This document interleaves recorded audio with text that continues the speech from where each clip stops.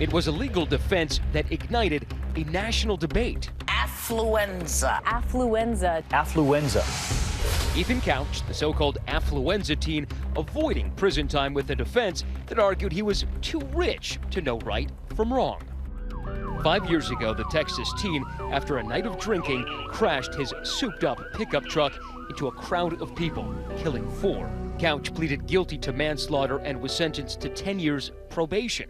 The outrage that reverberated through the criminal justice community was incredible. But that wouldn't be the last we'd hear from Couch after this video surfaced of him violating his probation. The teen would flee to Mexico with his mother, where he was later arrested.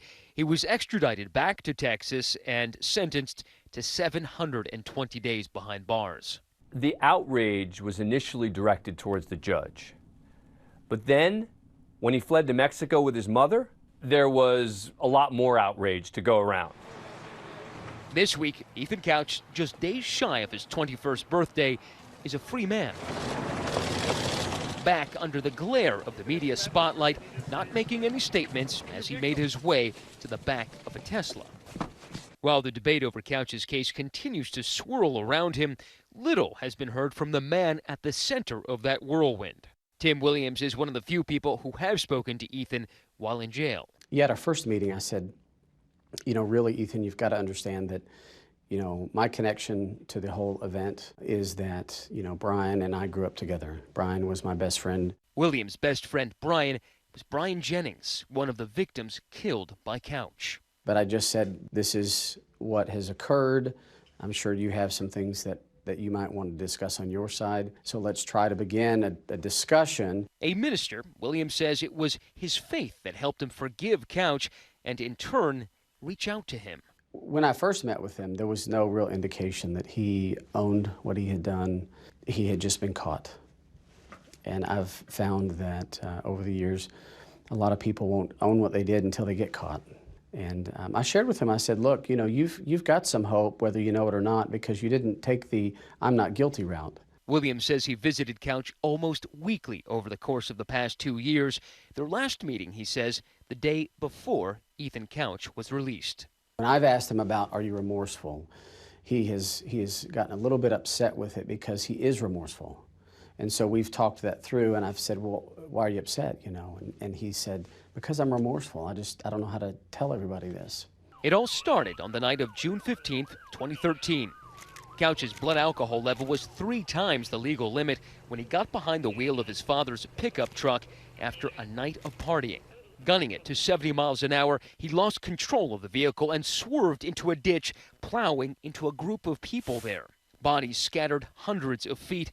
15-year-old Lucas McConnell survived the crash. Do you remember the sound of metal crunching, of glass breaking? Glass breaking, tires screeching. The car that we were in got hit, and we got shot across the road. We nailed a tree. Lucas's father, Kevin McConnell, pulled up to the crash scene just a few moments later. It was chaos. There were people lying around, injured, hurt, dead, people yelling, screaming, help me. Couch walked away from that mangled truck. Once Ethan Couch was found, the story came together pretty quickly.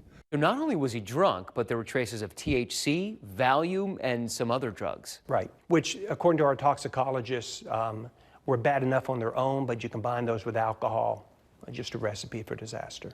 Richard Alpert was the assistant district attorney who came onto the case just a day after the crash. And he says he charged Ethan with everything he could, including 4 counts of intoxication manslaughter. We were hoping for and asked for 20 years. But he was tried as a juvenile. He pled guilty. There was no trial, but during the sentencing, his defense team dropped that curious term, Affluenza. The judge sentencing Ethan to 10 years probation and time in a rehab facility. Fast forward 2 years to December 2015, Ethan is seen partying in this Twitter video that would go viral. Sources at the time telling ABC News that video prompted Couch and his mother to flee to Mexico, leading to an international manhunt. After a 3-week-long search, Couch and his mother are arrested in Puerto Vallarta, a Texas judge later sentencing Ethan to those 720 days in prison. Tonight, Ethan's mother is in the same jail he just walked out of after being arrested last week for a parole violation. There's still much debate over Couch's newfound freedom. Mothers Against Drunk Driving releasing a statement saying, in part, the 720 days Ethan Couch served for his crimes shows that drunk driving homicides still aren't treated as the violent crimes that they are. I've learned a lot from this.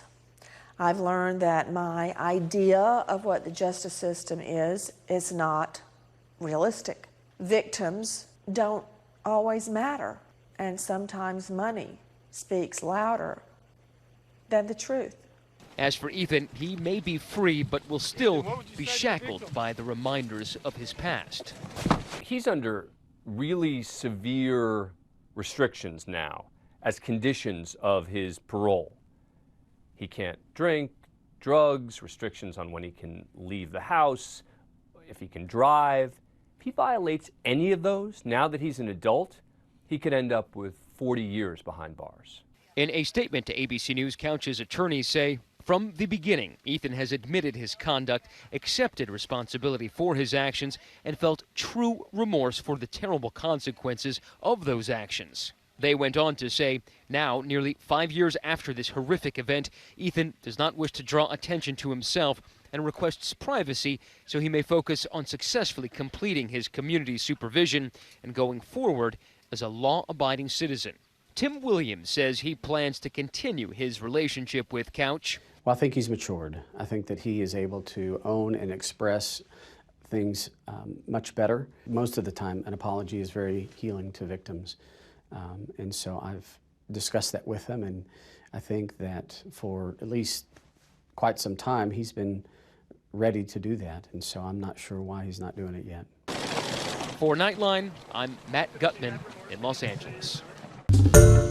Hi everyone, George Stephanopoulos here. Thanks for checking out the ABC News YouTube channel. If you'd like to get more videos, show highlights, and watch live event coverage, click on the right over here to subscribe to our channel, and don't forget to download the ABC News app for breaking news alerts. Thanks for watching.